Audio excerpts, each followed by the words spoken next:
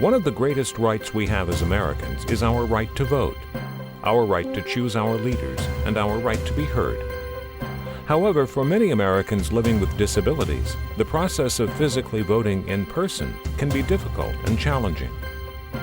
At times, it can even be impossible.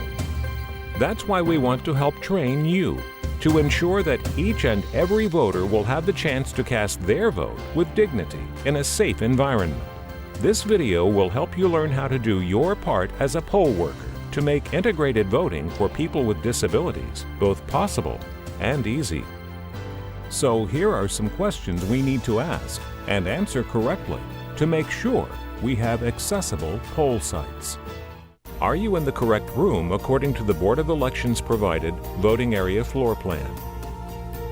Each poll site coordinator will be provided with a voting area floor plan that details exactly where and how the polling site should be set up. A copy is in a plastic sleeve on top of each election district supply cart as well. Your first job is simply to make sure that the room you are in matches the room shown in the floor plan. Are all signs related to accessibility posted where required? Directional signage at the poll site tells people with disabilities where to find the easiest accessible route into the voting area.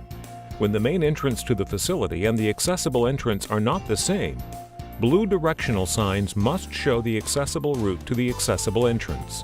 Then, based on the listed address identifying the main entrance to the polling place, try to place yourself in the voter's shoes to assess how obvious the location of the wheelchair accessible entrance will be to the voter who has just arrived.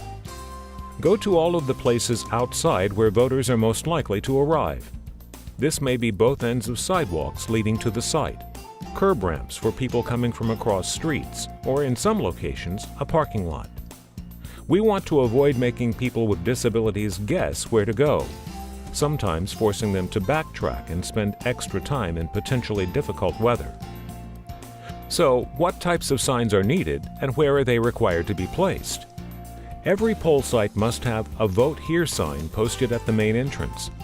Additional Vote Here signs with directional arrows may be posted to tell voters where the main entrance is located. Where the main entrance and the accessible entrance are not the same, a blue sign with the wheelchair user symbol on it must be posted at the main entrance with a written description of where the accessible entrance is located. This is called the alternate entrance sign. It should say something like, "Accessible entrance located at Gem Entrance on 70th Road." It should be obvious that this sign should not be posted at the top of a flight of stairs. Instead, it should be located where the wheelchair user can easily read it without significant backtracking. Another blue sign called the Accessible Entrance sign shows the stylized wheelchair user, which is also called the International Symbol of Accessibility. This sign, which has no arrows, is placed at the actual accessible entrance.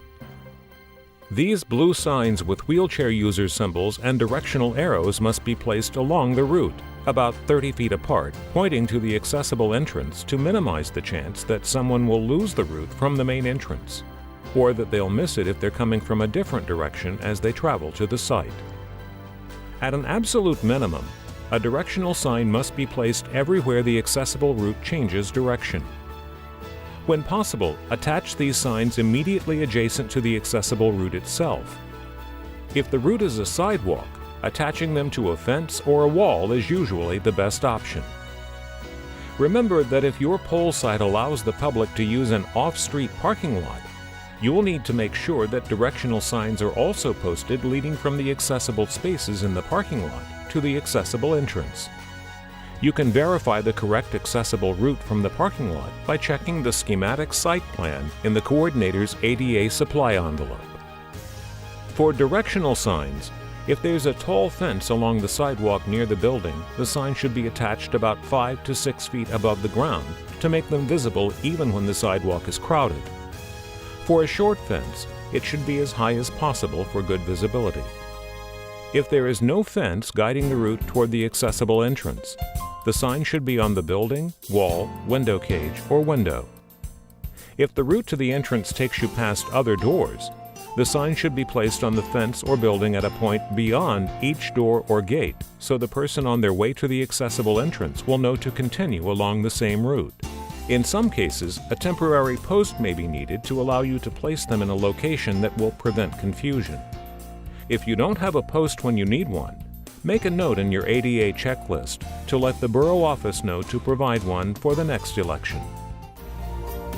Are all signs oriented in the correct direction? Ideally, you will have the correct number of signs with arrows pointed in the correct directions to allow you to place directional signs everywhere they're needed. It's obvious that a blue upright sign with a wheelchair user symbol and an arrow pointing to the left means go to the left.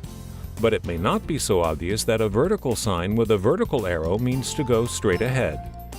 These are useful for routes that cross other walkways or go through fence openings or courtyard doorways. Whatever you do, don't hang directional signs upside down or backwards, and don't tip the signs to show wheelchair users on their backs or faces. Voters won't know if you've mounted them correctly and they flipped around, or if you intentionally hung them that way to make the arrow point in the correct direction.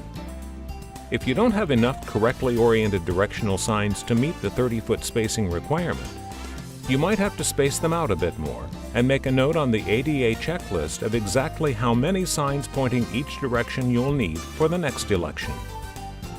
If you're seriously short on directional signs, tell the site coordinator, who can call the borough office to have more sent out as soon as possible. Are all signs secured properly? As you're posting the outdoor signs, remember what the weather is supposed to be doing on Election Day. If it will be windy, make sure you use strong ties or plenty of tape to keep the signs from flying away.